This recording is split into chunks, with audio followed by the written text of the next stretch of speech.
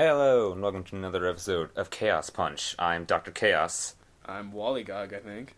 Alright, and today we're going to continue last week's topic of video games. Right. This time we're going to start with some more Metal Gear Solid, specifically Metal Gear Solid 5, Phantom Pain. Yeah, the trailer came out a while ago. Looks very interesting. Really new take on Snake. That rhymed. The power of, rhyming. Yeah. So, what do we know about it? We know that he has lost an arm. That is alarming. Because that's going to change things. He doesn't have it in the beginning of the trailer, and then he seems to get it after he's admitted to a hospital, so gonna deal with a hook hand for the rest of the game. Or a cool robot hand, like in Peace Walker. Either way, I'm interested. Sound very fun. What else? We know that, what's her face? Paz? Paz is still alive. Yeah, they mention her in one of the gameplay trailers, like early on. Somebody mentions Paz, and that's interesting.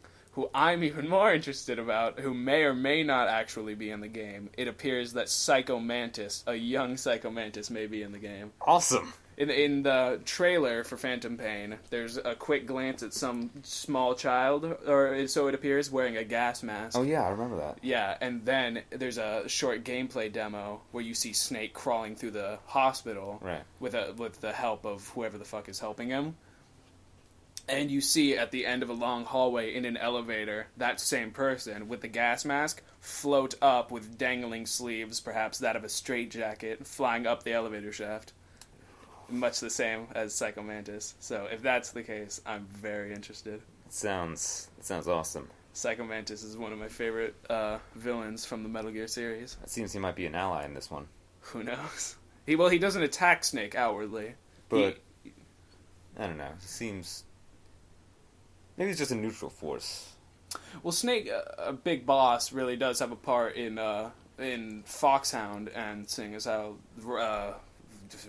Psycho Mantis becomes a part of Foxhound later on during the Shadow Moses incident. Perhaps they do ally at some point in the game. That'd be cool. What else? It's also interesting to see that Snake has experienced a significant amount of atrophy as he barely manages himself to get out of bed and then crawls along the floor through the duration of the demo. That's going to be something to deal with. Well, if you take a heavy blow like that and then living in a coma for 9 years, you'd be pretty groggy too. Yeah, 9. That's cool. But Snake, you've been asleep for 9 years. Yeah, just woke up with some Spanish-sounding doctor in the middle of some apparently British hospital. There's a British flag on the wall in the hospital, so that's leading to some speculation. But we're still not sure what the circumstances are. He's woken up, and immediately everybody wants him dead. So Just another day in the life of Big Boss. Right. I heard it's gonna be like open worlds. Open world? Yeah, I hadn't heard that. It'll be kind of be like Silent Hill Downfall, where it's like you get in this big old place to explore, but you also got to sneak your ass around. Yeah. That's the format they've gone with in past Metal Gear games. But they're still linear. Yeah, well, games like Metal Gear Solid 1 and 2, you're given a big environment and you're told where to go within the environment, but you're still not restricted from exploring it in its entirety. But with 3 and 4, you kind of... Yeah. It's split into levels. You're kind of forced to continue going. Yeah, it's one somewhat open level, but you have to move in a straight line to complete your objectives. I love how in 3, Big Boss climbs that big ladder. Oh, that's one of my favorite parts in the game. Onto the mountain, and just slides down a little slope, and he can never go back up. Yeah. It's like, that stops you? The ladder alone is one of my favorite parts in the game. It's so atmospheric and beautiful. You're just climbing this ladder rung by rung, listening to ding, ding, ding, ding, ding, and then about halfway through, what a thrill. And I'm like, oh god, I love this song. Please, more. If you're playing on, like, extreme, your stamina will decrease really fast, and you need to pop some rations while you're climbing the ladder. This is really tiring. What happens if you don't? Do you fall off all the way down? Probably. That's great. It's like, crap! Game design. You have to climb a ladder, but you can't climb it. Sounds like a philosophy problem. Well, we don't know much about the villains. Offs? Oh, yeah. Zoff. Zoff. I think it'll probably just be XOF, because that's a mouthful. But, yeah, some counter Fox agency, so. Which is usually the case. Yeah.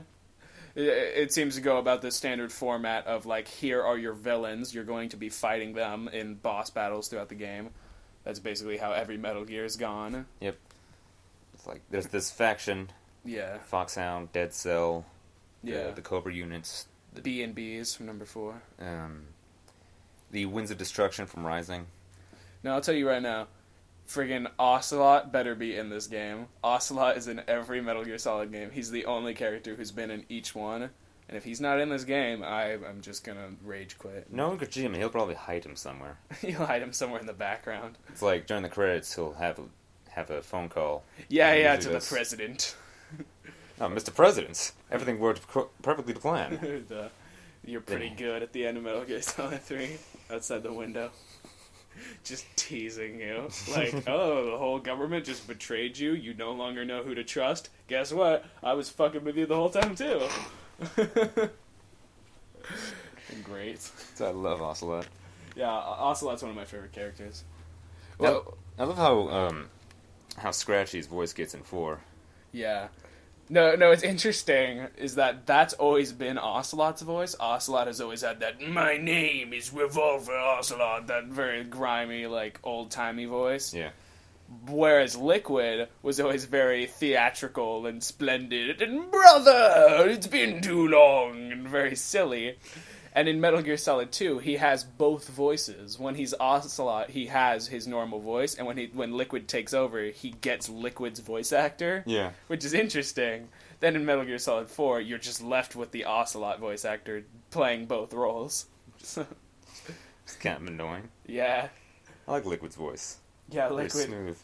I really love Liquid. I think he's one of the best villains, just how silly and over the top he is, but it's such a serious environment, and he has such serious goals to nuke the hell out of the United States of America. You have all the dominant genes, I have all the recessive genes. We are not copies of our father after all.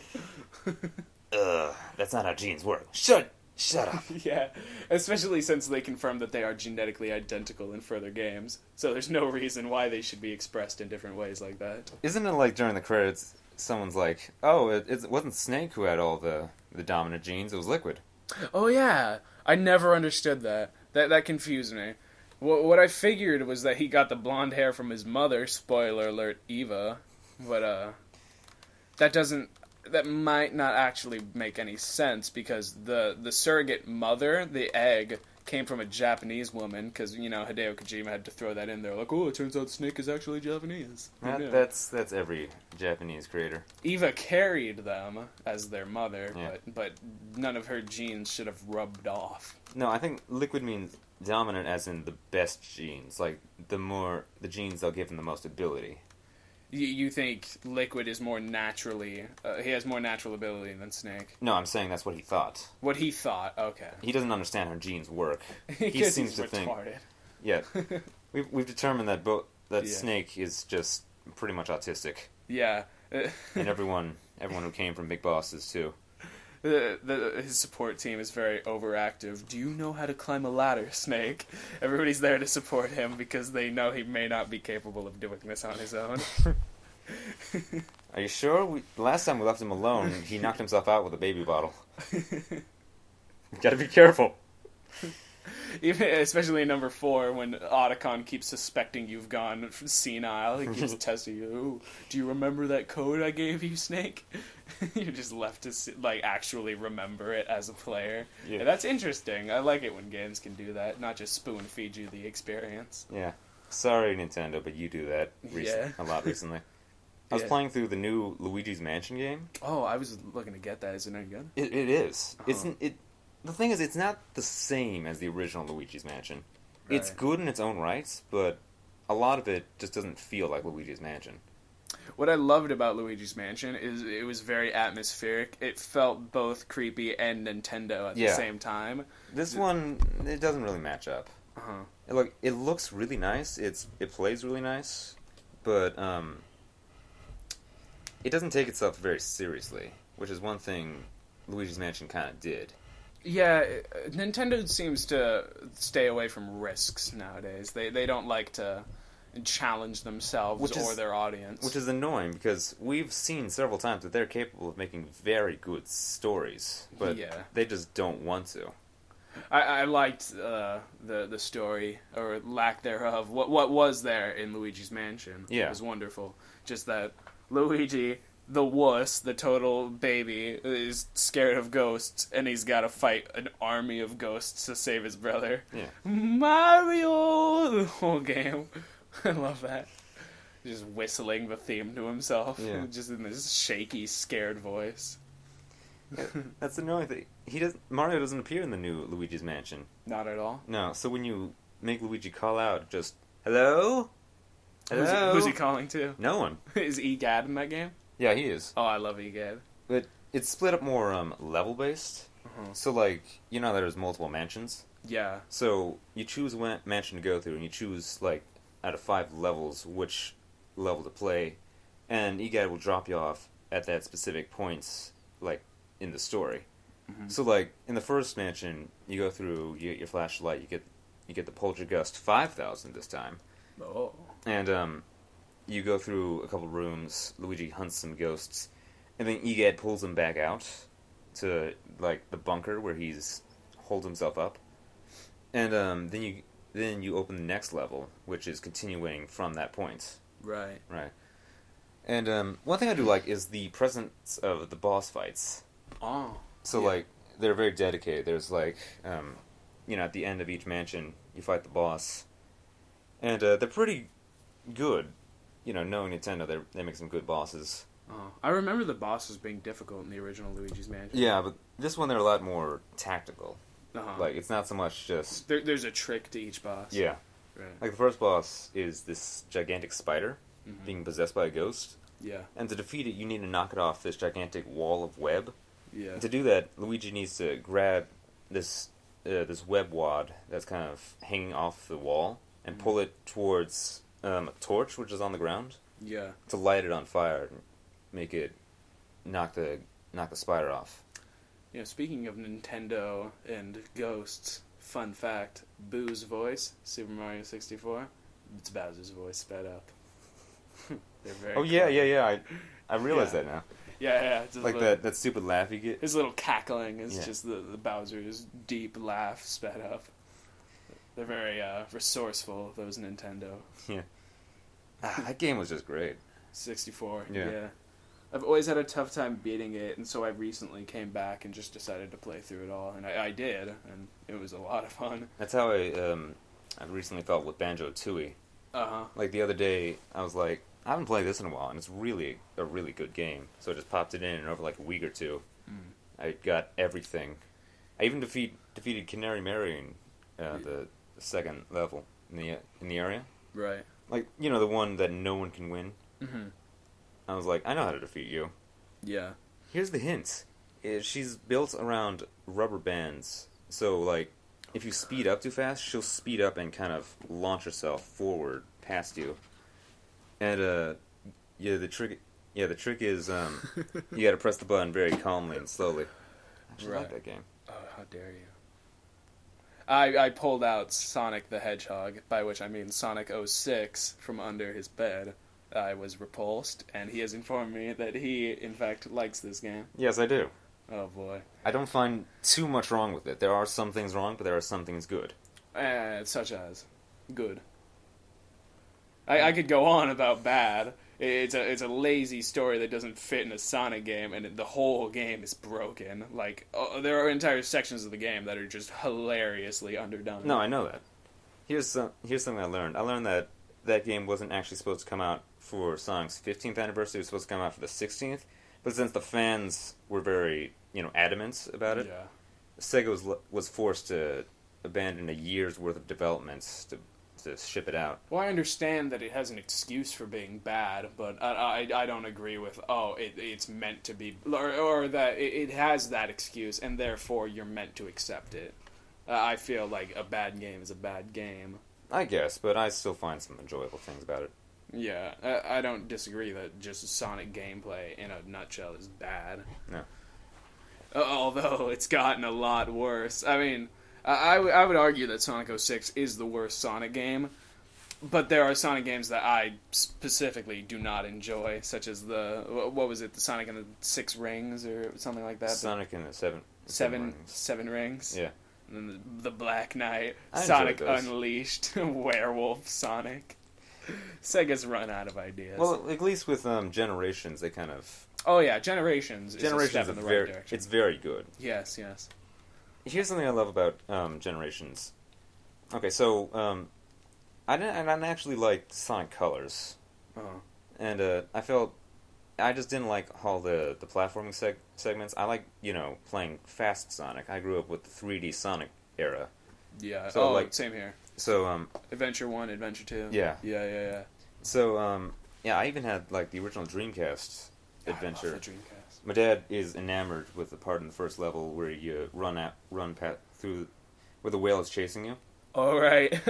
He just loves that. I love the Sonic Adventure. That's one of like the cheesiest but also most enjoyable games ever. Yeah.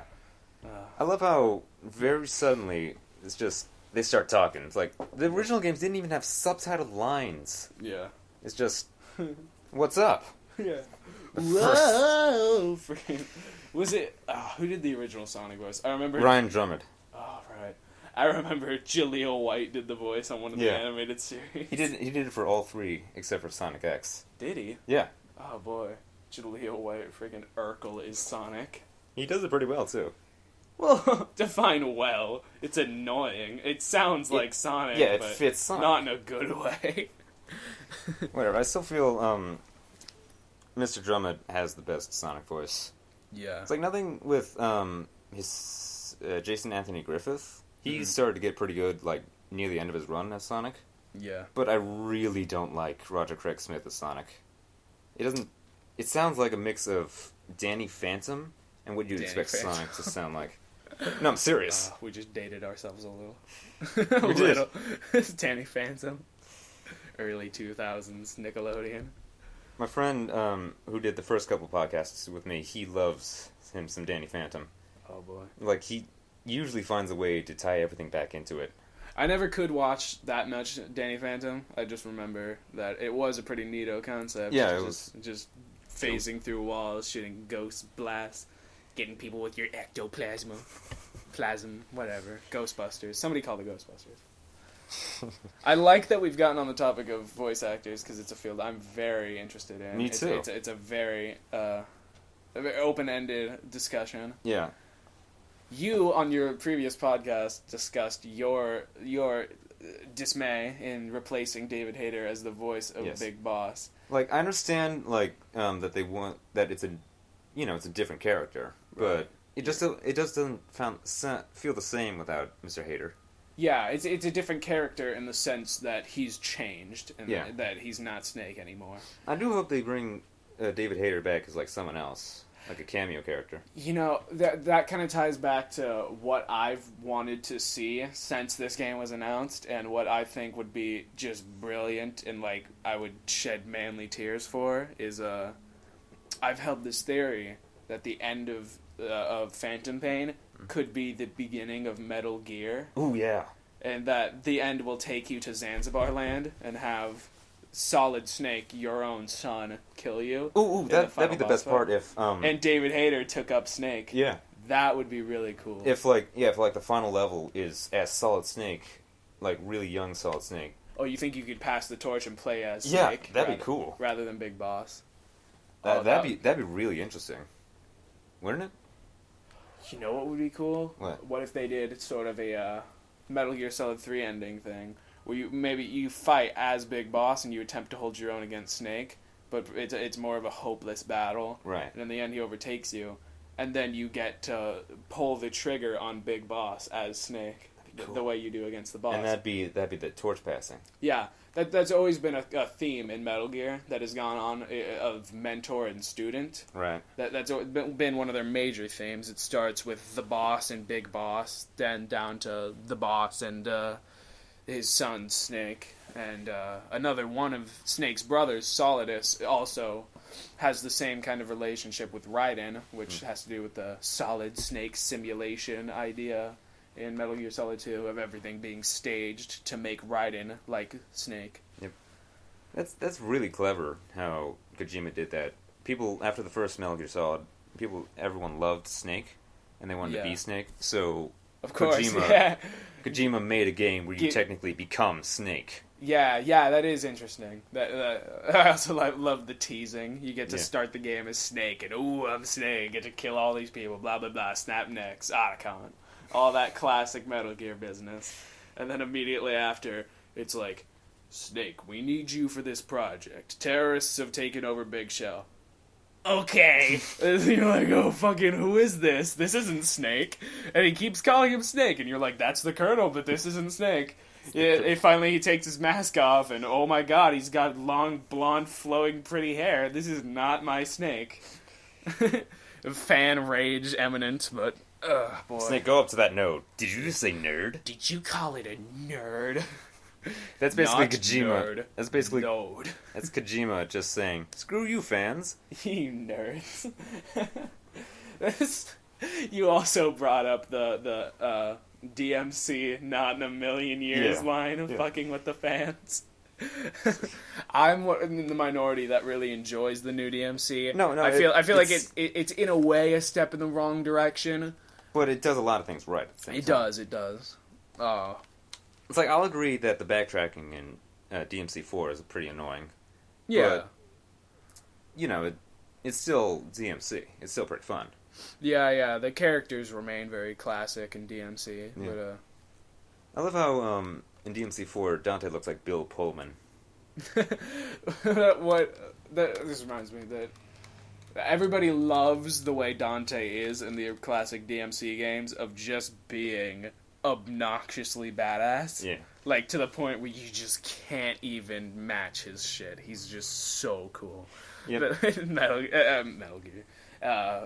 Devil May Cry 4, in particular, when Nero stabs him through on the idol, he just pulls himself off his own sword. Not bad. In sort of a reference to the first game when he does the exact same thing, but even more disgusting. Like, through the He pulls himself through his hilt, which is big and spiky, rips through his chest, and he's all fine, because he's just that badass. Yeah. I love Dante's DMC4 outfit. It looks pretty cool. Yeah. Like the chaps and the fingerless gloves. The fingerless gloves, and he's got that, like, few days of growth on his chin. Yeah. He's a manlier Dante. Yeah. Not so pretty boy. I also love how Lady has aged well. Mm-hmm. Who's aged? Lady. Oh, right, Lady. You're right. Like, she was cute in 3, but in 4 she's like, holy crap! Oh, mama. That's my favorite scene where Nero? No, the girls were, they were discussing, like, what happened to the pay, and they just kind of glance at Dante and he's like, hides behind the magazine. So you could apply that to so many things. Yeah. Perfectly mimetic. Mimetic. The new DMC, they've changed Dante. Most importantly to the fans, they've changed his hair, which is just unacceptable. To every fan out there. This game was panned harder than any game I've ever seen before release. It was getting like 2s and 1s on all these fan websites before launch. And then the game out, and people were like, oh, crap, it's actually pretty good. Yeah, the gameplay works very well. It simplifies the DMC fighting style significantly. Like, combos are easy to pull off. It's like, it takes a little pause between each hit. You can change weapons on the fly. Which is real-time weapon changing. Real-time. It'll feature real-time weapon change. It's based on giant enemy crabs. It's based on Japanese mythology, and here's this giant enemy crab. Ridge Racer! Silence. DMC. I like the story in the new DMC. Yeah, it's the story of what is that movie called? It's the same story as an old 80s movie, I believe. Like They Live? They Live, that's it. where they're all among us and they're hidden and only under certain circumstances you can see them. Yeah. And a main character becoming aware of their presence and having to fight against them. And that's very interesting. I liked the way, like, some people criticize the way it becomes involved in pop culture, taking digs at Fox News and other types of the soda industry, like implying that all these things are run by the demons. And don't drink that; it's bad for you. Trying to pollute the humans and make them more controllable. But no, I like that, how they've how the demons have infiltrated so deeply into human culture. Yeah, it's definitely a more modern take on DMC rather than just find some castle, kill all the demons in it, which isn't bad, but they've tried to update it. Yeah, and I like how they kept Virgil. Yeah, they did keep Virgil. Oh boy, you played through DMC? Yeah. One of my favorite exchanges in video game history. And I have to admit, one of the only times in a video game I've ever had to pause and walk away because I was laughing so hard. Oh boy, before you fight Mundus, and they just exchange glances, Virgil and Dante. And just immediately, Dante, I'm stronger. Well, I'm smarter. I'm better looking. And then they immediately go about their business. And as Dante's preparing to walk away, Virgil comes back with, and I've got a bigger dick. Best line ever. So out of character. So great. So out of place. Works so well. Brilliant. That line perfectly captures the brotherly their bond. Brotherly competition. Yeah. Yeah. Which does come to it comes to its climax in a way at the end of the game. I was slightly disappointed by. I think it was kind of cheap to throw their conflict in just as an afterthought. Just have. But that's how it works in 3. Well, yeah, and 3 begins with Virgil being a douche. I know, but we've also got Arkham doing his crap. Yeah. I heard that Arkham's original name was something stupid, but Dante's voice actor, Ruben Langdon, decided that us Americans wouldn't like that name very much, so he suggested Arkham. Is that a direct reference to Batman, or is that only I think it's just consequential? I think it just sounds cool. Yeah, it does, in fact. Like, Arkham was pretty cool on his own as a villain. Yeah, he was. But I really do love the relationship between Virgil and Dante in number 3. Yeah. I need more power. Yeah. And they do a great job of making Virgil into a sympathetic villain. Yeah. As his motives are some of loss, that he refuses to be weak. He doesn't want... He had his mother taken from him, and he was too weak to help her. Yeah, but it's only really described in one line, so people can assume whatever they want. Yeah. They can think, Virgil's just being a douche, or they can think, he wants to protect his mother. Yeah. So he gets on this crazy power trip. Yep. Speaking of their mother, this is another detail they changed in the new DMC. Eva was not a human, making them half demon, half human, but she was in fact an angel, making them half demon, half angel, which sounds sillier and more Twilight romance stupid. Yeah. But I think it worked pretty well. What do they call? They call them Nephilim. Yeah. In the new game. That I think it was kind of interesting. Nephilim. Yeah. I remember there was a reference to Eva in a Bayonetta. Did you ever play that game? Yeah, I got it recently, actually. Yeah, there's a small reference. It's called I don't remember if it was called Eva's pendant or yeah, I think it was. It was Eva's pendant or something like that. Some item you find, and its description is it was owned by a famous witch who once came across a dark knight or something like that, referencing the Dark Knight Sparta. Yeah, Bayonetta's just Devil May Cry with a whole bag of speed. It's a bunch of speed, bunch of boobs, bunch of hair. No, hope you're into that. She's big, but she's realistically big. Yeah. She's not obnoxiously big. Yeah, besides, she's more focused on the butt. The butt. It's all about the butt. The game just goes out of its way to make sure you enjoy her fine ass. fine ass. The hairsuit. It's very weird. And I had the weirdest boner. Oh boy. I don't know. She's pretty hot on her own though. I like her voice. Yeah. Yeah, I did like her voice. I like the glasses. Yeah. I did not like Jeanne, though. The other witch? Yeah. She was whatever. They did have the, I don't know who brought it up, but it was interesting, the false ending in Bayonetta. Yeah. There were like 2 of them in a row. It's like, oh, you beat the last boss, but, oh wait, you still have to fight whatever her name was. Jubileus. You still gotta fight God. You fly into space, fight Jubileus, who throws goddamn galaxies at you with out of nowhere, you're this powerful. You fight Jubileus. You win. Game over. Wrong. Oh, wait! Now you have to destroy each and every piece of Jubileus and throw them into the sun. And then game over. Nope! One last angel romp. Oh, boy. And then the credits are really goddamn long. But that's every game nowadays. So now, Bayonetta 2, Wii U exclusive. That's interesting. Yeah. Which is good, because Nintendo needs a killer app for their Wii U. In a way, they are alienating their fan base, but it's not of their own design. Yeah. They could not get funding to make a second Bayonetta game, and Nintendo offered to pay for the game in whole to make it a Wii U exclusive. So they did the better. They rather than just alienating the fan base by not making another one, they decided to just put it under Nintendo's banner. Yeah, which is good. Yeah, it annoys some people, but it's the only way they could have kept going. Yeah. But without going to Kickstarter. Yeah, which would have been funny. It's like, hey, fun Bayonetta 2. Yeah. If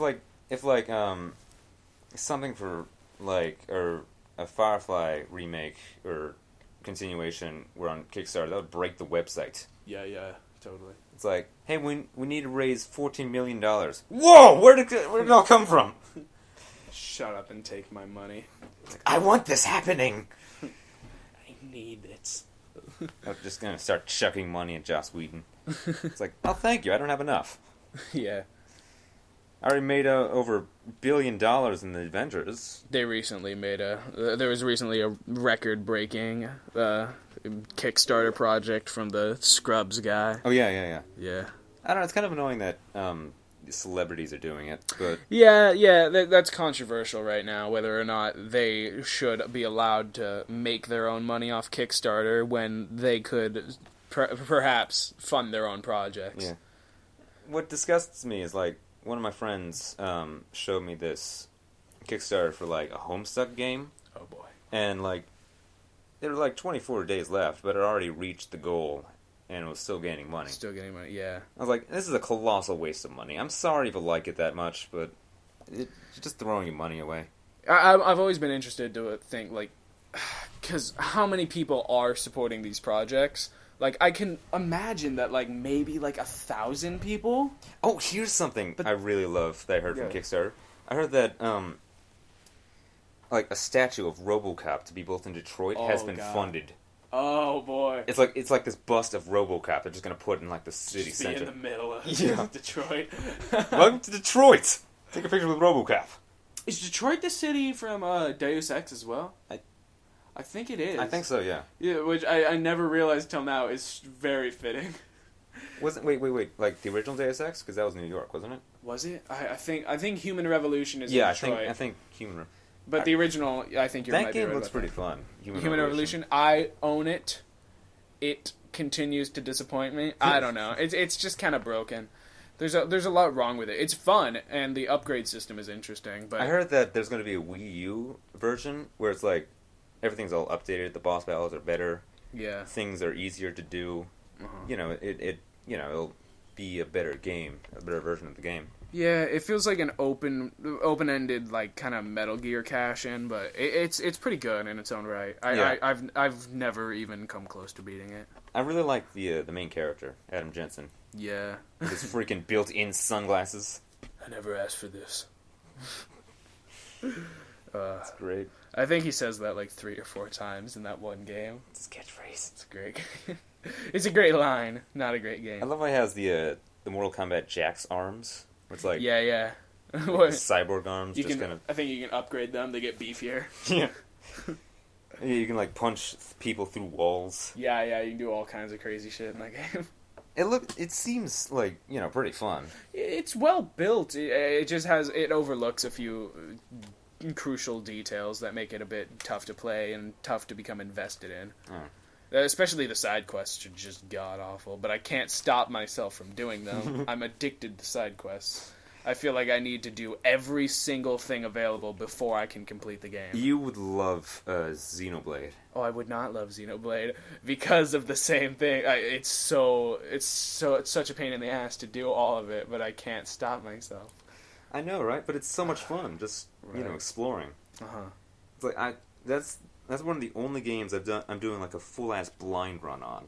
Yeah, I have not looked up one speck of information for Xenoblade. Yeah, I really do like doing that. Like, I was recently playing L.A. Noire. That's a game that really annoys you if you don't have a guide. Towards the end of the game in particular, where people just don't even emote. They're just like, I wasn't there, and you're just left to guess. Is he telling the truth or not? I don't fucking know. That game annoys me. I heard that the people behind L.A. Noire, like the design studio, had a horrible work thing. Team Bondi, they're a Australian company, I think. Yeah. And it came out after the game's launch that they had been in like unsafe work conditions and that they were working like ridiculous overtime to get the game out. Like, Rockstar is not the best when it comes to helping their employees. Like, I heard that the voice actors for Grand Theft Auto 4 got paid minimum wage. Oh, I heard that. I found that tough to believe. I'm not sure about that. But it's understandable if you have, like, so many voice actors. But still. Yeah, it's still pretty unacceptable. Like, for at least the main characters, like Nico, he should get a lot, right? Yeah. Voice acting is a very strange field. You can be paid minimum wage, or you could be a Simpsons voice actor and get, like, $5 million an episode or whatever it is. 400,000. 400,000. Oh boy, that's ridiculous. It's The Simpsons. It's been going on for 25 years. Yeah, like 25 years too long. Which I don't mean that. I mean the first seasons were great. The rest of it's been on a steady downhill decline. Yeah, I'm not gonna lie that the newer episodes aren't as funny. Right. Let's see. Where can we go from here? What were we talking about? Back to. Oh yeah, I never finished my story about Sonic. Sonic. So yeah, I didn't really like Sonic Colors. One of the reasons I didn't was, well, for one, there was no sound test, which is odd because that's... sound test. Hold on. Pretty much every other Sonic game in existence had a sound test. They do? Yeah. So, and the other reason is that the boss battles are pretty much terrible. Yeah, the Sonic Colors was a step in the right direction, but it was... It was a step in the wrong direction for bosses. For bosses, yeah. It's like... The only one that I really liked was the one where you're chasing that cargo ship down the glowy path. And that was a fun boss. Well, as far as boss battles are concerned, it's kind of tough to beat Live and Learn in space. So... But no, the final boss in Sonic Colors is amazing. We should have had more of that. Final boss in Sonic Colors? Yeah. Who is it? It's just Eggman in like a gigantic mech. But it's not Super Sonic or anyone. It's just Sonic against Eggman. Running down this endless path. Yeah. It's just, homing attack the crap out of his cockpit. As if there wasn't enough, like, Dragon Ball Z ripoffs in the world. Sonic Adventure 2. Just, let's have them both go Super Saiyan. Which Sonic existed before then. No, Yuji Naka said he specifically based Super Sonic off of the Super Saiyans. Yeah. Oh, yeah. It's very clear. They've got to get all the Dragon Balls together, the Chaos Emeralds, and then they become Super Saiyan. They fly around in space. Their hair becomes gold. And pointy. Yeah. You can't top that music, though. No. Live and Learn. City Escape. What was it in the first game? What did they have? They had Live and Learn, City Escape, all of Knuckles' rap themes. Oh, yeah, Pumpkin Hill. I remember they had this like smooth jazz song in that one underwater level for Knuckles, and that was some cool shit. That freaking underwater level just baffled me when I was a kid. You ready for the most terrifying thing in any video game ever? What? Being Knuckles, go underwater, explore for a minute. Oh god. That was that's like stress attacks. But like you have to go underwater for a long time to get the upgrade. Yeah, the breathing necklace. So that you then no you'll longer never have to deal with that again. It's like screw you, water. You gotta give a little to get a little. That's Sonic. It's totally Sega. Sega. The original Sonic the Hedgehog on that original cartridge. Their intro, the Sega, took up more space, I believe, on the cartridge than the game itself. Yeah. It took up so much space, which is like a couple hundred millibytes or whatever, but that was ridiculous back in the day. Right. Oh boy. They just could not put voice in on a Sega Genesis game. Yeah. Just unheard of. It's like, well, like stuff for Altered Beast. Altered Beast. And it's like when you first start the game, it's like, "Wise from your grave." Oh, yeah, I've heard of that. Just Zeus bringing you back to life. Yeah. Hilarious. But yeah, it's really funny how what took up a huge a game in itself nowadays, back in the day, is like worth about $5 in today's money, in today's storage. Even just data itself is pretty astounding. That like for example, Metal Gear and Metal Gear 2 both fit on the disc for Metal Gear Solid 3 like it's nothing. They're just mini games in the back. Whereas those were full feature action amazing blockbuster games back in the day. Now they're just side content. They're so small. And Metal Gear Solid 1, you have to flip the disc for a game that's under a gigabyte. Yeah. The whole game. I love it in 4 when you're in Shadow Moses. Yeah, they you're make going that down the reference. elevator. It's like, Snake, you're gonna need to change discs. It's like, Anaka, what are you talking about? It's like, oh right, sorry, we're on Blu-ray. A PS4. Blu-ray discs are double layered. Isn't science great or something like that? That's totally Kojima. I heard Kojima is going to be directing the next Silent Hill game. Really? Yeah. Kojima. Yeah. It's Konami, right? Yeah. Silent Hill. Yeah. I mean, how awesome would that be? Kojima is a genius. I still think that what the Silent Hill needs is David Lynch as director. Lynch. He did Eraserhead. Oh. Wouldn't that be terrifying? That would be terrifying. A Silent Hill made by David Lynch. Oh my god. That fits him so well, though. They need more carrot-headed rapist characters. That's what they need. I've always had this crazy theory that is pretty crazy, but it's pretty funny. In Silent Hill 2, you come across Pyramid Head, who is a rapist, murderer, asshole. But then you realize that he was only a figment of your imagination. He's a deep, dark part of yourself. Yeah. But I think people were actually raped during the events of that game. So does that mean you played as a murderer rapist who didn't know it the whole game? Probably. And then you're meant to continue being the hero? Probably. Well, that's Silent Hill for you. That's Silent Hill. It's like in Silent Hill 3, Vincent yells at Heather, it's like, monsters? They looked like monsters to you? Yeah. So, she could have very well have been just killing people. She could have been a monster. Yeah. Yeah, that's interesting. God, that game has a sequence that just disturbs me when Claudia consumes the fetus of God. like for the final boss. Remember that? Yeah. It's like, we don't see it, but the fact that she just deep throats it, she just shoves deep it into, throats a fetus. She just shoves it into her mouth. That's like, dirty. I will birth God. She's kinky like that. Yeah, it's deep throats fetuses. I love how Heather's completely unfazed. It's like, so this is God? Mm-hmm. Okay. Katana. That's interesting enough, I guess. Yeah, I love Silent Hill. Yeah. Terrifying as hell, though. I had something else to say about Silent Hill. Oh, right. The original voice acting in Silent Hill 2 being redacted in the HD collection. Yeah. But you still have the option to play as the original. Yeah, you still do. And that's interesting. If you don't want Troy Baker yelling at things to leave him alone, you can always go back to good old James Sunderland. Mm-hmm. Speaking of crappy voice acting. No, I really like the voice acting. Oh, it's you can like it, but it's bad. I understand, but it's so it's endearing. Yeah, it's kind of that's exactly how I feel like with Castlevania Symphony of the Night. Oh yeah, it's Symphony so of the Night.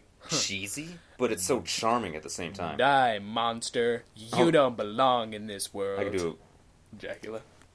No, it's like, die, monster, you don't belong in this world. It was not by my hand that I was once again given flesh. I was brought here by humans who wish to pay me tribute. Tribute? You steal men's souls and make them your slaves.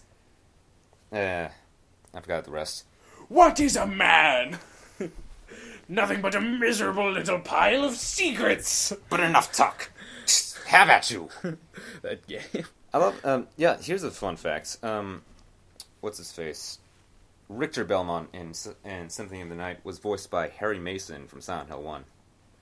Ooh, that's a weird connection. Isn't it? But, like, you can listen and be like, oh, that's him. Yeah.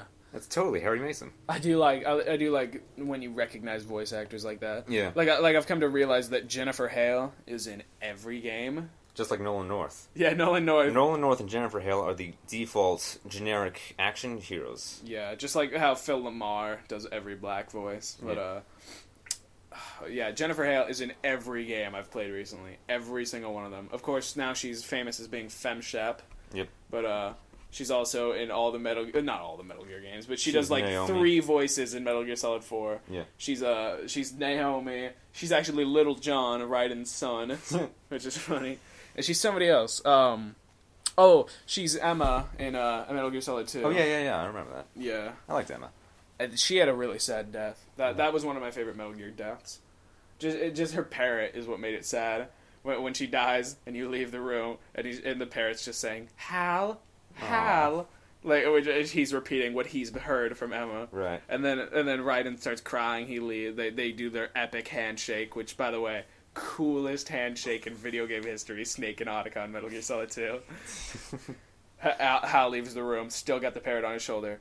I miss you. And it just breaks down. Fucking goddamn. Every woman Otacon loves dies. Spoiler alert, every woman he loves dies. Aside from Sunny. But she'll probably die once she's old enough to be considered a woman. She'll die.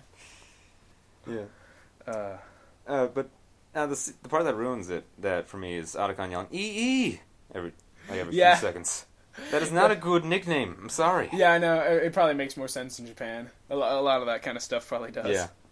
But it's like siblings' insistence on calling each other brother and sister instead of their names. Yeah. That's very Japanese. Yeah. What is it? Oni-chan. Yeah. Oni-chan. Big Yeah. brother. Nissan. Yeah, the whole EE thing gets really depressing. Right before she dies, she's like, "Please call me Emma," and he's like, "What's wrong with EE?" Then she dies. He never calls her Emma. It's a stupid name, Otacon. Yeah, Otacon. And then immediately after she dies, he goes on this tangent like, "Why, Wolf? Why am I always the survivor?" In reference to Sniper Wolf dying right in front of him in the first game, who appeared to have a crush on him in some way. Yeah. Again, one of the saddest Metal Gear deaths, Sniper Wolf. I love how the BB core in 4 is a reference to it's a Foxhound unit in 1. Yeah, everything's a reference to everything in Metal Gear. I know, but yeah, but it was just nice. Yeah, they're all Psycho Mantis becomes Screaming Mantis, Decoy Octopus, Laughing Octopus. But they're fun bosses, but they weren't the same. Yeah, they didn't. The B&Bs, Metal Gear Solid 4 is a brilliant storytelling ending to the Metal Gear Solid franchise, but gameplay-wise, it's a little bit lacking, which is the only reason why it's not my favorite. For example, the final Metal Gear boss would be Screaming Mantis in Metal Gear Solid 4, and she's a bit of a letdown. She's a pretty lame boss fight. Yeah. But then the one you do get is one of my favorite boss fights from any game ever, just because of how wonderfully crafted it is, how much it makes you want to beat the shit out of this guy, and how much it lets you beat the shit out of this guy. It's rewarding, is what it is. I feel that a fighting game based on just the final boss of Metal Gear Solid 4 would be amazing. You know? Just like one-on-one, really long fights. All you can do is a simple string combo. Simple string combos and contextual stuff, like the choking. That would be an amazing fighting game. Like, it would be so slow-paced. Exactly. Strip everything away and just punch, So it's all just a matter of who gets the first punch and then keeps that string going, and then again who gets the first punch, and then again who gets the first punch. Yeah. It might work. It sounds very irritating, but it does sound fun. Yeah. Metal Gear, man. This thing. 4 is not my favorite. 3 is, which is a very controversial opinion, as 3 is often regarded as the worst by most fans. Most people don't like 3 because it changes a lot. Right. It takes one. It's like there's no Solid Snake. You're only Naked Snake. But I feel like it's got the most the best self-contained story. Of any of the games. The story you're given from the Snake Eater mission, from the Virtuous mission to the Snake Eater mission is great. Yeah. What do you prefer, the top-down 3 or the Substance 3? I only ever play the top-down 3. I've played the third-person 3 like once or twice, so I don't have much experience with it. But I typically only ever play the top-down 3, so I'm used to it. I just don't own Substance, so I can't. Yeah. I want to because it seems like it'll work. It's actually really rare. I've heard it's expensive if you can find it. Well, I think it's going to be the one on the Legacy re-release. Yeah, it will be. I'm sure it will. Yeah. Like on the HD collection already. It was the Substance versions. Yeah, that's cool.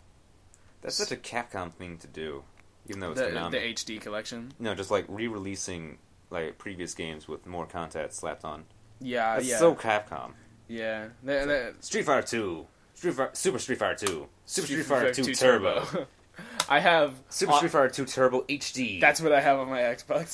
That's one of my favorite titles. Just like, oh, I'm gonna play some Super Street Fighter 2 Turbo HD. Wasn't that the one where all the music was provided by OC Remix? Was it? I'm not aware of that. I think I remember reading somewhere that OC Remix, they released like an album for a re-release of Street Fighter 2, where it's just all remixed music, and it was the first public game to have a fully fan-made soundtrack. Wow, that's really interesting. Yeah. It's all fan-made. Is it the same themes but done by that person? Yeah, because I like they're the classic themes in that game, but I can understand that they're remade. Yeah, like the market theme, which it becomes like Chun-Li's theme later in later games. Yep. Here's something you might not know. All the characters' themes in Street Fighter from Street Fighter 2, they're originally the stage themes. Yeah, exactly. They were just bootstrapped onto the characters. Yeah. So, like, if you're playing, I already know the answer to this question, but I'm gonna ask it anyway. What is your favorite Street Fighter character? It's gonna probably be Dan. It's gotta be Dan. You always say it, Dan. Mine is Cammy, because that ass. That ass. I really don't like the how the models look in Street Fighter 4. Yeah, I mean they look really disgusting. They're all weird. Yeah, they're really all like small torsos, really huge hands and feet, which is a gigantic turnoff for me. And ungodly large thighs. Yeah, which is that's just the author appeal, though. Yeah, Chun-Li's thighs have steadily gotten larger and beefier every game. Yeah, I think they're at a good level in number 2. I feel like everything's at a good level in number 2. Yeah, 2 is my favorite. It's very bare bones, though. Yeah, but like you were just saying with Metal Gear, that's kind of interesting when it's not overdone and everything is huge super and there's this thing. Oh, I think Turbo, Super Street Fighter 2 Turbo. I think was that the game where they introduced like the big turbo moves, the finishers. Yeah, I think so. Yeah, I think so. The big cannon drill combo. It's like they didn't even have the super bar at the corner of the screen. Yeah, and combos were glitches. Actually, it's like you jump the fireball, you punch, you kick. And they can't block it, that's a glitch. Yeah, it wasn't built into the game. No, and then Capcom was like, holy crap, what was this? Yeah, they sort of accidentally developed industry standards. Which is awesome. Yeah. That's pretty, you can pat yourself on the back for that. Yeah, it is interesting when things happen as accidents. There's something on the tip of my tongue, I can't remember exactly what it was, but I remember there's something that's very famous that was a complete accident. I cannot remember. I remember microwaves were. Microwave? Microwaves. Oh, you mean actual inventions? Yeah. Like the scientist who invented the microwave had a thing of chocolate in his pocket when he was walking past like some kind of radiator. Yeah. And it was like, hey, it melted. Oh. I can market this. Yeah. Well, Silly Putty was also made by the military. Yeah. It was designed to be an adhesive for airplanes. Yeah, Silly Putty. And Slinkies were meant to be like suspensions. Oh, suspensions for like aircraft. So that's pretty hilarious. Yeah, military had a lot of accidental inventions. Well, it's actually interesting. And on more of a serious note, the whole nuclear arms race very directly led to the development of modern computers. Mm-hmm. That they were needed to maintain, and also the space race as well. They both led to the development of computer technologies. Yep. That's something that's brought up often in Metal Gear, because Metal Gear has a very strong anti-nuclear weapon theme. Yep. That's the whole idea of philanthropy, Snake's organization. Yeah, actually, the bad guys in Rising, Senator Armstrong. Yeah.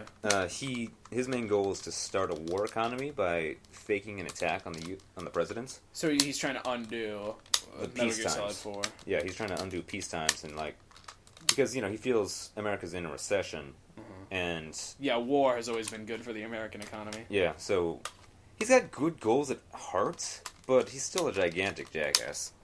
Yeah, I brought this up before that I don't view Rising as a canon sequel, mostly because Hideo Kojima had nothing to do with the development of the story, and I feel like it's pretty disrespectful to Metal Gear Solid 4 to just basically undo everything that the climax of the series does. Yeah. On that note, I don't hate Rising, but I just would like to view it as a separate series. I remember when you first heard about it, and I told you that I was looking forward to it. You tried to ward me off. Like, oh no, it looks stupid. I played a demo.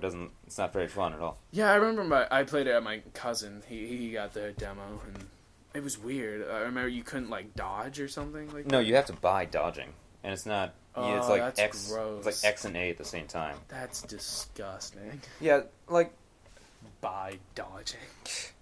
They could have done Bayonetta style, where it's just the trigger. Yeah. But they needed that for something else. They needed that for the blade mode and the running. Yeah. So they couldn't. Could have turned the jump button into a dodge move. Like when you're locked on, it just turns into you dodge more. Yeah. Or what did the B button do? What did the B button do? The B button made Raiden say whatever, like in Metal Gear Solid 2. No, I can't remember exactly what it did, but I don't know. What were we talking about? We were talking about. Oh yeah, wait. Yeah, you don't consider Rising canon. That's exactly how I feel about Final Fantasy VII Advent Children. Yeah, because that just kind of throws Cloud's character development out the window. Yeah, that's something that always irritates me. Disrespect for the original content. In the original Final Fantasy VII, which I played, and previously I thought I wouldn't like it. I thought it was too hyped up, but I played it and I was like, this is actually a pretty fun game. It's actually pretty good. So in the original, Cloud was never actually emo. He was, even at the beginning, he was just aloof and kind of a jerk. Yeah, he gets a little dark towards the end. He gets kind of upset about death and all those themes. Yeah. But no, he has some great character development during the game. He does. Yeah, it's by the end he's cracking jokes. Mm-hmm. He's having a good time with his friends. Yeah. He's What, you don't like Dirge of Cerberus? It's not that I don't like Dirge of Cerberus. I just like how many spin-offs there are of Final Fantasy games. Yeah. What are we on now? Is it Final Fantasy 14-2? Something like that? Or is it 13-2? 13-3 is coming out 13-3? Which is so silly. It's freaking Lightning. I really don't like Lightning. I think Lightning is a really bad character. She's basically everything bad about Cloud, except with PMS all the damn time. PMS. It's just a girl Cloud who's on her period and who hates everything. Right. And who does not undergo character developments. She stays the same pissed off woman she was from the very beginning. Punching Snow every chance she gets. Which is... I like Snow. Snow is really good. He's a really cool character. Are there... I can't remember. Is it multiple universes or multiple planets in the Final Fantasy universe? It depends. It's multiple universes. Uh-huh. It's like they don't like meet up, but they share very similar elements. Yeah. Like the monsters are almost all the same. Yeah, like the universes are somewhat intertwined. Yeah. But they're not like directly connected. Right. Yeah, it's interesting. Speaking of universes and fantasy games, Legend of Zelda. Yes. Let's discuss Legend of Zelda. Let's. You do or do not like Skyward Sword? I do. I love it. I do not like Skyward Sword. Oh, that's your opinion. I just feel like Skyward Sword sort of I hate to say dumbs down because I feel like that's such a basic argument, but it takes away like puzzling, maybe not puzzling, but more of the fantasy element in lieu of motion control and like theming. And like, oh, we want to make this experience, and we'll just throw everything away in order to do it. I don't think it's a bad game. I feel like it's gotten much worse than it deserves. Yeah. But I don't know, disappointed by it. But no, I understand what you mean. Yeah. Like, it's not quite the same. Uh-huh.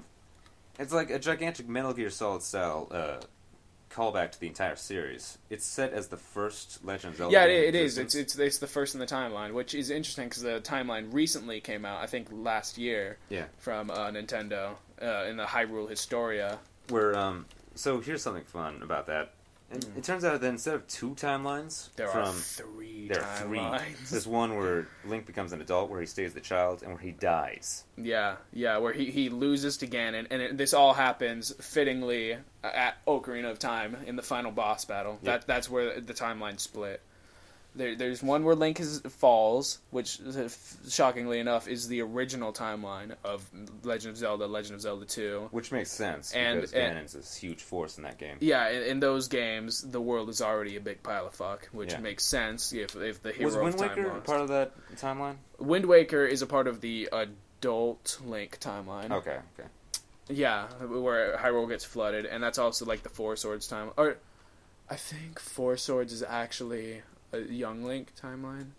I know that Young Link is like the darker timeline. Yeah. Because Young Link... Ironically. Yeah, Young Link... That's the one with Majora's Mask. Yeah, Majora's Mask begins sort of the darker and Legend then of Twilight Zelda. Princess, I think. Yeah, it's all that universe. It's Twilight Princess, Majora's Mask, all that stuff. The adult ones, like, with the more lighthearted ones, like Minish Cap. Yeah, and Wind Waker, yeah.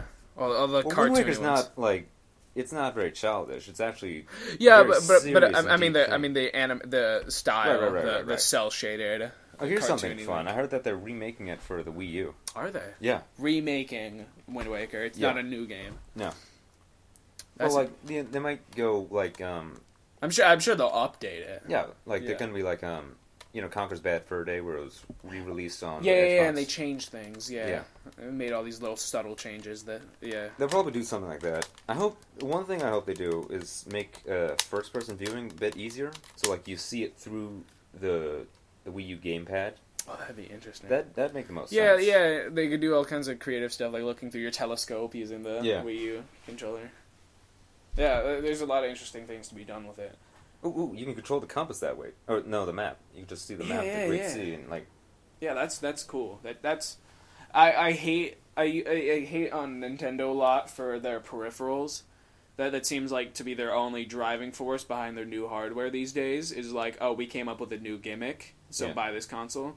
Like, oh, this one has motion control. This one has 2 screens. This one has 3D. This one has a screen on the controller. Where they're sort of hiding away from actually updating their hardware, where they just change it a little bit but still stay behind the competition. They're not really going for high quality stuff like that. They just want to make fun games. They do, yeah. Which I admire them I would respect more if their games were a bit more challenging. Like they challenged the medium a bit more and they pushed the envelope more than they have been recently. I agree. Like, well, you don't really see much challenging of the console until the very last stage of its life. Yeah. That's when some of the better games come out. Yeah. Because everyone, understands it. I feel like the Wii in particular never really took off. I feel like it never got to the point that people expected it to get to. No. I can't think of any games that, like, hit the Wii and just blew it out of the water. Like, I can think, like, Xbox 360, like Halo, Gears of War. I'm not saying these are good games, but these are games that defined the console, and it's They're like... the killer apps. Yeah. Or PS3, it's got Metal Gear, it's got Uncharted, all that stuff. Yeah. I can't think of, like, any game that really just rocked the world on Wii, other than, like, Smash Brothers. And then you can start making your own arguments, like, oh, Prime 3 or Other M or whatever you like, but not something that really actually changed much or was that creative. Yeah, I guess, yeah. I still like Nintendo. I'm still a Nintendo guy. I grew up with the 64. Yeah, I grew up with 64, the GameCube. I only got a PS2 a few years ago, actually. I had a PS2, sold that shit a little while ago, and then bought a new one. Because I was like, you know what? I miss the PS2. Yeah. That's crazy.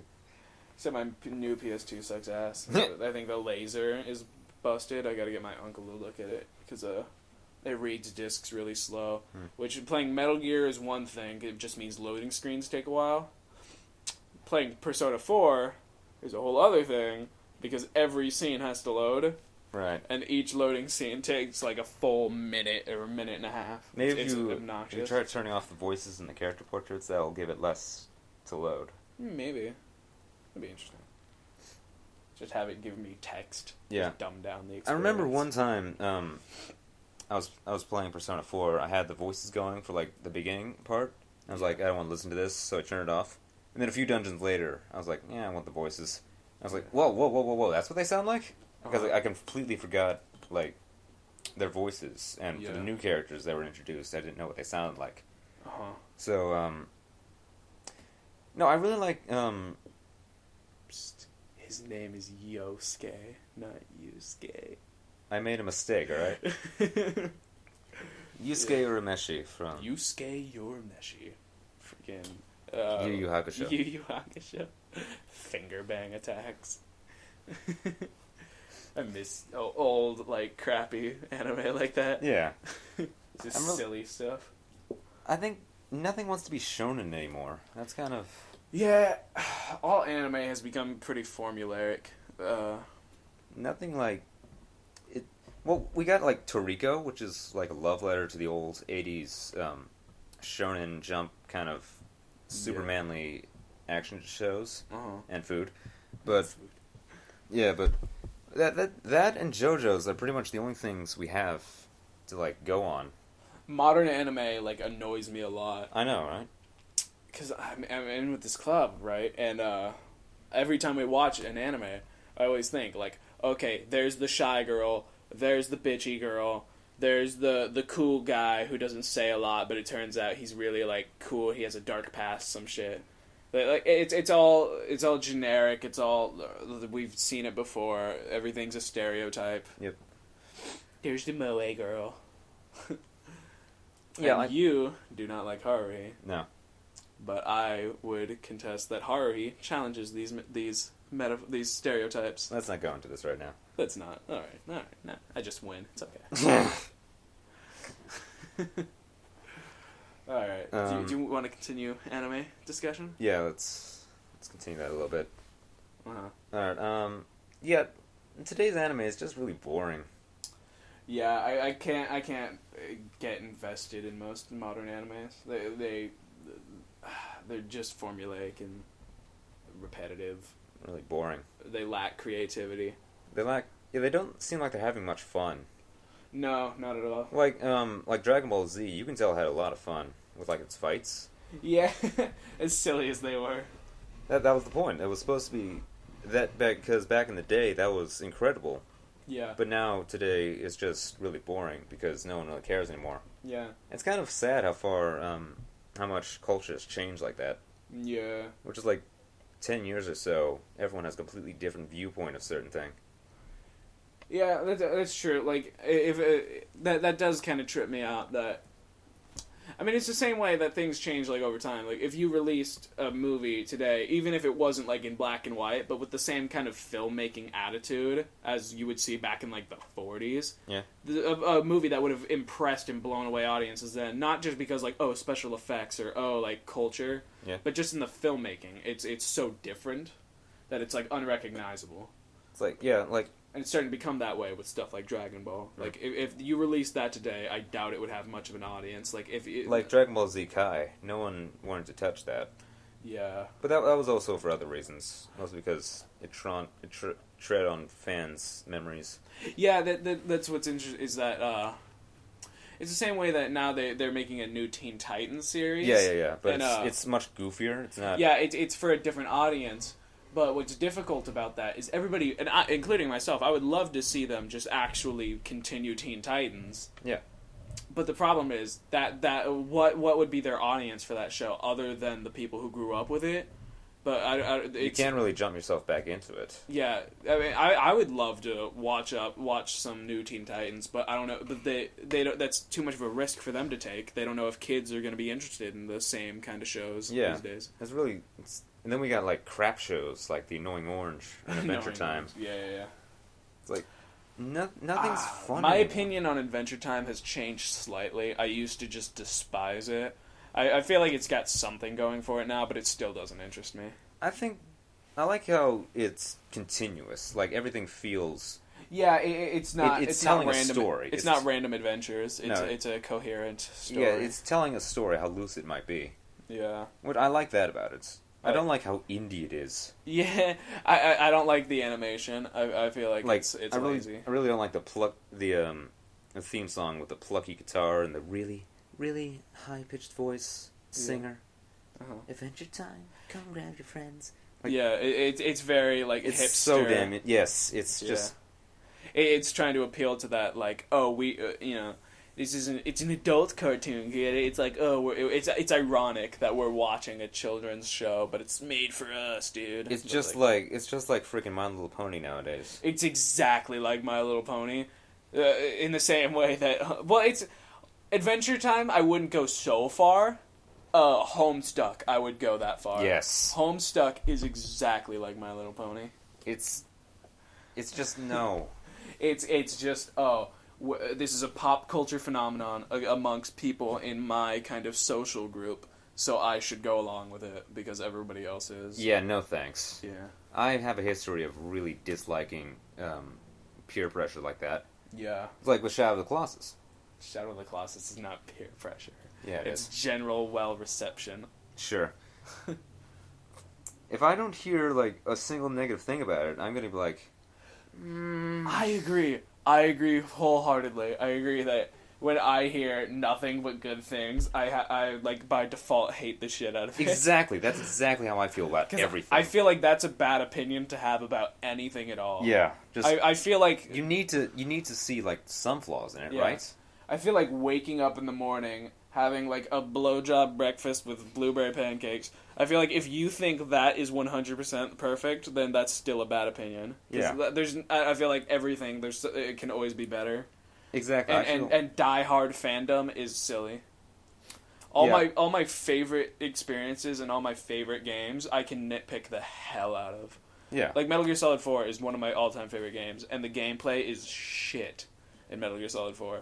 It reduces everything to just crawling around, sitting still, just, nobody can see me because my camo makes me invisible. I feel like that was Kojima kind of giving you a choice. Do you want to play it sneaky, or do you want to play it this new way?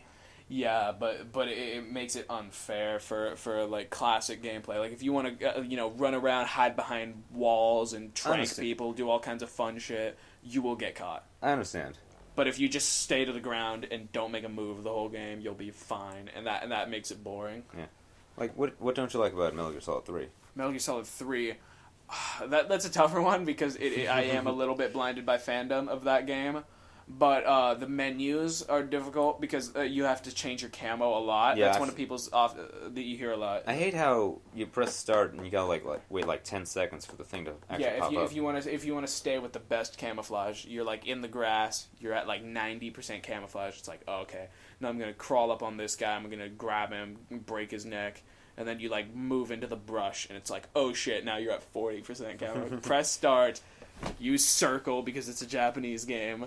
Yeah, pick your new camo, get him. Then you have to change it again. So if you want to stay on top of it, you really have to stay on top of it, and that can be difficult. Yeah, that's something I like about 4, where it kind of removes the need for that with the auto camo. Well, it's automatic, but that also makes it a bit too easy. Yeah, I agree.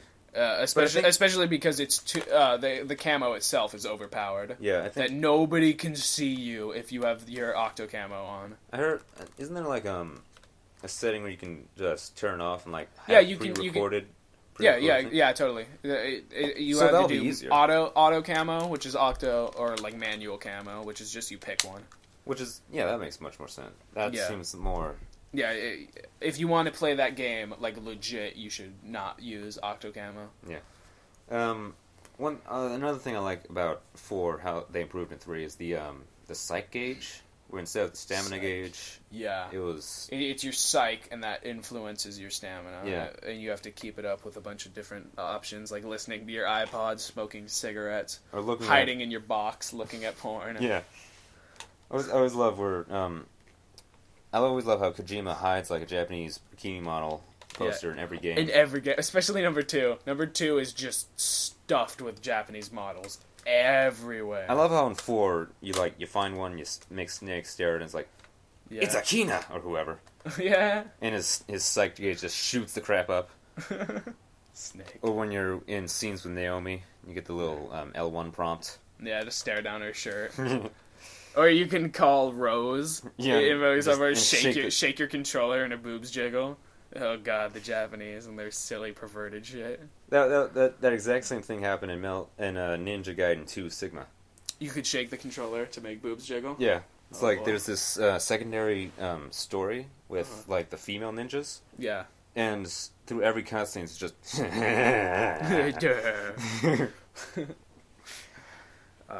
Metal Gear is one of the most abundant Easter egg filled game series. Which is something I love about it. It's just so cram packed with crap to do. I love Easter eggs.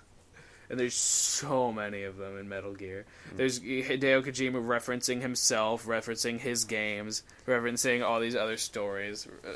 Oh god, so many Easter eggs. I heard that Kojima once wanted to write stories for like this magazine. Yeah. So like these magazines are usually like 100 pages long. His stories were like 500 pages long. Yeah. So I don't understand why you couldn't just be a novelist, but I guess that translates better into games, because I feel games are the best kind of storytelling medium. That is a very interesting opinion, and I share it. I feel like, and there's sort of this counter argument that's coming from people from an even older generation that grew up in the 90s, and their opinions are all that storytelling ought to like remain out of games, or at least be less direct, be more. But I feel like storytelling works well in games because it can make you relate to the character on a level that you couldn't just through gameplay. Yeah. Well, I mean, you could, because you're playing as him. You gotta. You're making him do stuff. Well, like the game Mega Man X, for example, makes you feel like you want to be stronger and you want to beat this guy because he whooped your ass, and that's not something expressed in cutscene. It's something you feel as a player. Right.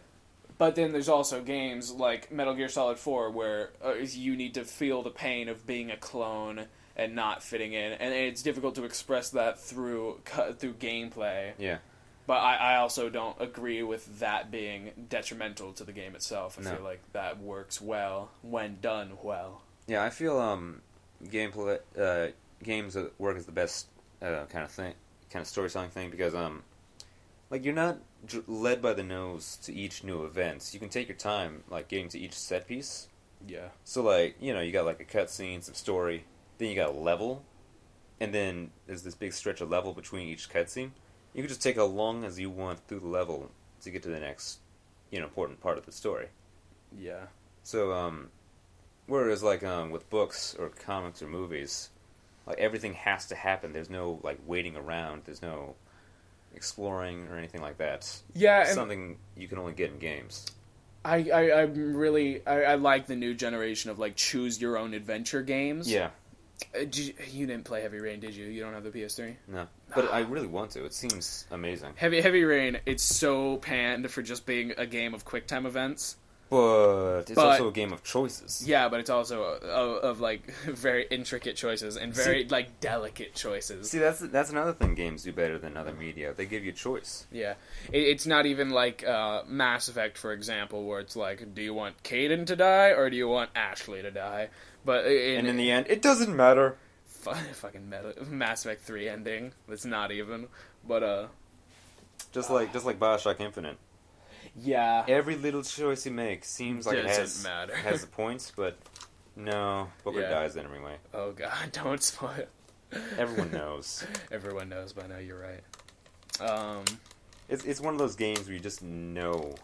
This is something I've been meaning to like express on my own in some way, but I really am tired of modern video game endings, especially these past 2 years. Every single blockbuster video game, the main character dies in the end, and you're meant to feel sad. Every single game, and I'm so sick of it. That just feels like... It's so lazy. It's all a cash-in. It just feels so anticlimactic. It is. Like, you live with this character for like 10 hours or so. Yeah. And then they're just offed. Like... And there are games that did it well, like Red Dead Redemption. Yes. The whole story leads up to his death. It's all a metaphor. John represents the Old West, and being killed by the government is the ending to that metaphor, and it's fitting. And then Jack getting his revenge is also like it's very thematic. But then the son taking up after the father. But then after you get his revenge, it's just. You feel kind of empty afterwards. It's a lot of people celebrate that ending, and I disagree. I feel like it's one of the more tragic parts of the game is being Jack and following in his father's footsteps. Whereas Jack had so much potential. He was smart. He was raised as like a little farm boy. He wasn't in a gang. Yeah. But having his father taken from him changes him like that. Or like what's another game where it's a good death? There's another game where you die at the end, but it's done well. I'm trying to think. BioShock 2 was kind of crappy. I really like the ending to the original BioShock, like the good ending. Yeah. Like where you save all the little sisters, and then like the final shot is just Jack's decaying old hand, and all the little sisters reach in, grab his hand. It's really damn poignant. I liked it. Yeah. What I mean to say about the killing of the main characters, Infamous 2 did it, and it was lazy. It came right at the end, and it's like, oh, huge Deus Ex Machina. Turns out I have to die to save the world. There we go. I'm dead. Assassin's Creed 3 just did it. Oh, turns out I have to die to save the world. Who knew? Bye. I'm dead. There's no development. Like, Metal Gear Solid 4 attempts to do it, and it makes you feel for Snake so bad. It makes you so sad that he has to die. Yeah. And then it saves you from that at the very end. And it leaves you with a good feeling of hope at the end, rather than just like, oh, you're sad now. I'm good. Yeah. Now you feel bad. That's very deep, and that's it's not. BioShock Infinite did the same fucking thing. It's like, what do you mean I'm Comstock? It drowned me in the pool, which, again, makes no sense, because it doesn't solve the multi-world crisis that, like, Comstock in all these different worlds, you just kill me, and that solves everything. Apparently that kills all the other Comstocks. Yeah, how? I don't know. You're not all the Comstocks, are you? No. I feel like the first act of that game is really good, and then it starts to trail off, especially when you realize that the gameplay is obnoxiously repetitive. Yep. Every firefight just the same. It's like, oh, you need to get from point A to point B and shoot like 50 guys to get there. And the annoying thing is they added the shield, so they took away the strategic elements of the original BioShocks. Yeah. Where it's like, you don't have the shield, so you gotta sneak your way around and shoot them in the back or something. Yeah, there were stealth elements, there were hacking elements. You could upgrade yourself in different to adapt to different play styles. Yeah, which is I really like the original BioShock. Yeah, I haven't played 2. Original BioShock is great. 2 kind of falls off a bit. It's not very good. And then Infinite is good, but could have been way better, and it's getting obnoxiously overrated, and that annoys me. Like I said earlier, if everybody loves it, I'm sort of what's the word I'm looking for? Whatever. I naturally tend to be critical of it. That's exactly how I feel about everything. and I realize that makes me a contrarian, which I hate to be a contrarian. But I just can't help it when everybody throws such a huge fit about things that turn out to not be as splendid as they may believe. I know, right? That's kind of what. That's why I like liking stuff with smaller fan bases, because being a hipster. No. It's like I'm not a hipster. I'm just not mainstream. Yeah. So being mainstream is just too mainstream for you. Well, it kind of is now. Yeah. Since everyone knows about hipsters, does that make them mainstream? Yeah, exactly. Life is so complicated. The hipster paradox. Alright, what was I saying? So yeah, like with JoJo's has a relatively small fan base in America compared to, say, My Little Pony. Compared to My Little Pony. Which is nice, because where there's not quantity, there's quality. Yeah, you've explained this to me before, that they're very polite, very nice people. Inviting. Yeah. It's like, I disagree with your statements, and here's my rebuttal, but I still enjoy your opinion. Yeah. It was still fun to read. It's not, die, whore! Yeah, it's not that. Die, whore. You don't belong in this world. But yeah, my friend recently got into Homestuck, and he's, like, loving it. Oh, yeah. And it's really annoying to have him have to hear about this kind of stuff all the damn time. Uh-huh. Especially when I go on DeviantArts, like, every day. And I like to play a game with DeviantArt. My bookmark is set to the homepage, and the homepage updates with, like, literally everything that just was submitted.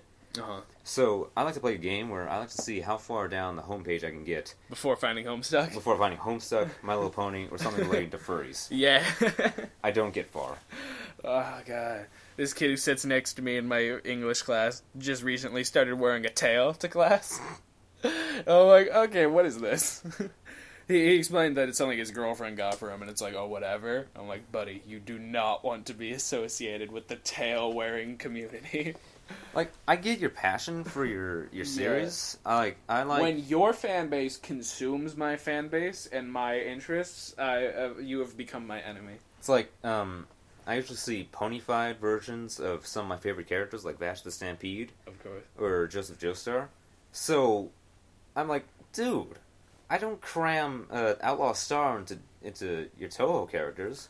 Freaking stay away from my series. How about that? Somebody made a Twilight Sparkle and What's-Her-Face version of Big Boss and the Boss confrontation at the end of Metal Gear Solid 3. Ow, that just hurt my heart. Their fight to the death, their mentor and the student, their classic moment, and it's just fucking, ponies. God, nice. Speaking of ponies, there's a pony reference in Teen Titans Go.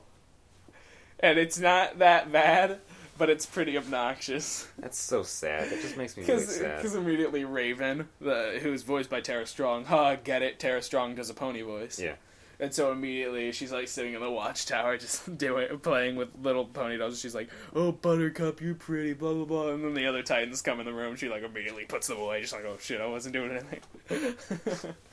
Teen Titans Go. It's not that bad. Alright, I'll give it a try. Yeah. Like, it won't be the same as the original Teen Titans. It's totally not the same. It's more of a sitcom than an action series. That's cool. Do they got all the original voice actors? Yeah, all the original voice actors, which is great. That's something I like about Injustice, how they got freaking Carrie Payton and Tara Strong to voice Cyborg and Raven. Yeah. Like, he even does the booyah. I was just going to say that. He even says booyah. They got all good voices in that game. Yeah. Like, this guy doesn't like the Green Lantern voice, but I really do. I like his... It's just too gruff. It's... Like, I was surprised by how deep it was at first. It's too growly. But, I don't know, I started to like it more. I really like Black Adam's accents. This will always be a world of dictators. He sounds Russian, which doesn't make any goddamn sense. He's supposed to be Egyptian. Yeah, something like that. He has like his own fictional country that he comes from, but it's very Egyptian. Yeah. Okay. So that was a pretty good podcast. We are like almost an hour and a half into this thing. Yeah. I'm running out of battery for my laptop. Jeez, that's a sign of a good podcast. Yes. Your laptop can't handle our power. I can't handle these skills, man. Okay. So this has been Chaos Punch. Remember to subscribe if you want to hear some more ridiculousness. And don't read Homestuck. Don't read Homestuck. Oh my god, no. It's like... Not you know what's Homestuck. Not even once. You know what? Let's postpone the ending for a second.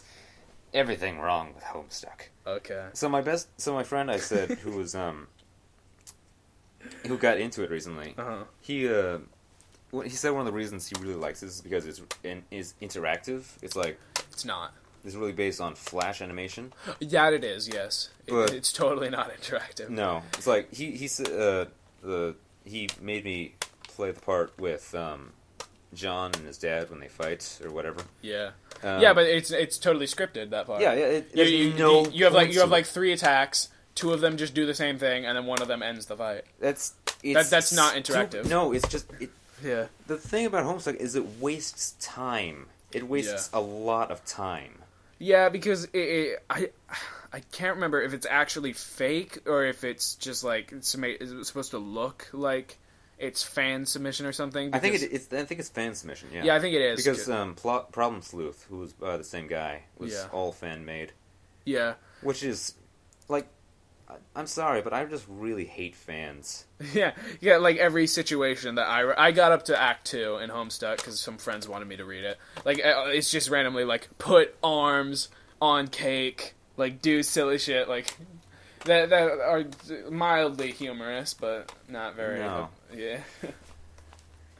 It doesn't really go anywhere. I feel like it could do what it's doing, but not have to... I don't have to click through 5 pages to get to... Yeah. It's very Brian Clevenger. I think the guy behind 8-Bit Theater. Yeah. It builds up to a lot, but it does not pay off. I think it finds itself funnier than it is. Yeah. I feel like these jokes are meant to be funny, and they're not. And I've gotten to Act 2, and everybody will tell me, and everybody will tell us that you gotta get further, but I'm not Andy Dufresne. I can't swim through a river of shit and come out clean. That was the best reference ever. Shawshank Redemption. Andy Dufresne.